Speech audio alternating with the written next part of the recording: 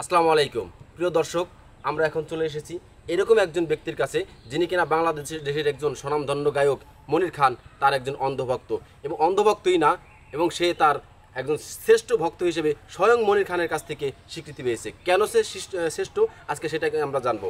আচ্ছা, আপনি মনির খানের একজন শ্রেষ্ঠ ভক্ত, এটা কেন, কিভাবে সে স্বীকৃতি দিল, কেন দিল? কারণ আমি 1996 লাস্টের দিকে যখন তোমার কোনো দোষ নেই এই অ্যালবাম বাজারে আসে, তখন তো মনে করেন যে অত মোবাইল ছিল না, তারপরে টিভি ছিল না, ছিল অডিও ক্যাসেট। আমি 25 টাকা দিয়ে, সেই যুগের 25 টাকা এন অনেক কিছু, সেই আগেকার 25 টাকা দিয়ে একটা অডিও ক্যাসেট কিনেছিলাম, তোমার কোনো দোষ নেই আমারই তো দোষ। আচ্ছা, এই ক্যাসেটের সুরকার এবং গীতিকার মিল্টন খন্দকার স্যার, আমার গুরুজির সঙ্গীতের পিতা। সে এই জন্যই বলে যে সব অনুষ্ঠানে সে একটা কথাই বলে যে আমার সঙ্গীতের পিতা মিল্টন খন্দকার। আমি সেই স্যারকে অনেক শ্রদ্ধা এবং ভালোবাসা জানাই।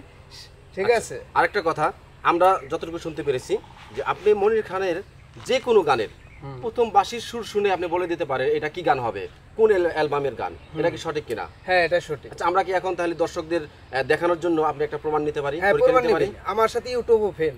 আচ্ছা, তাহলে আমি এখন একটা গান চালাবো, আচ্ছা, আপনি সুর সুরে দেখি বলতে পারেন কিনা। একদিন থাকবো না আমি প্রকৃতির খেয়ালে, একদিন ছবি থাকবো আমি স্বজনের দেওয়ালে। অ্যালবামের নাম হচ্ছে একবার এসে দেখে যাবো। আচ্ছা, দেখি এটা সঠিক কিনা।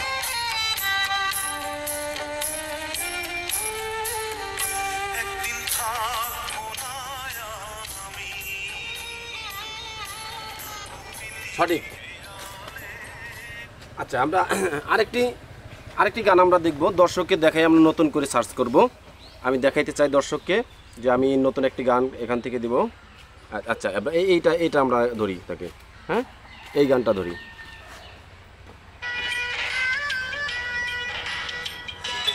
বলেন।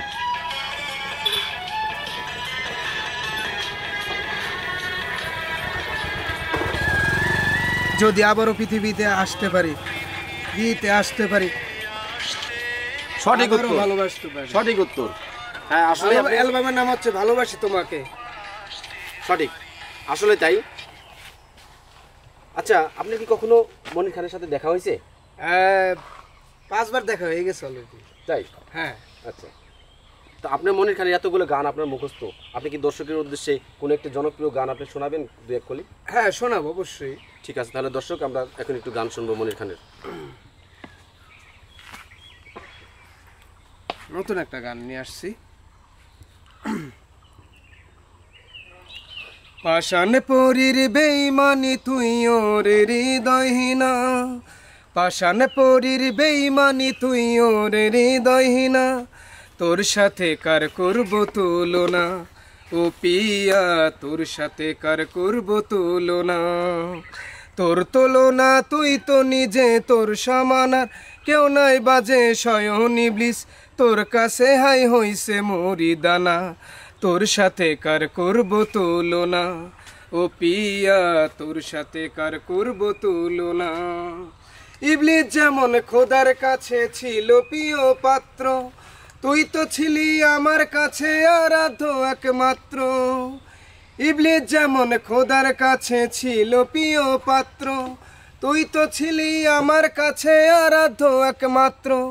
এক ভুলেই তো ইবলিস জীবন হইছে ফানা ফানা, তোর সাথে কার করব তুলনা, ও পিয়া তোর সাথে কার করব তুলনা।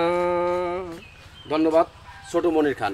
ছোট মনির খান সাহেবের একজন অন্ধভক্ত, এবং এতগুলো গান 2000-এর উপরে তার গান মুখস্থ, এ কারণে তাকে নামকরণ করা হয়েছে ছোট মনির খান। তো প্রিয় দর্শক, দেখা হবে পরবর্তীতে আপনাদের সামনে নতুন কোনো ভিডিও নিয়ে। আসসালামু আলাইকুম।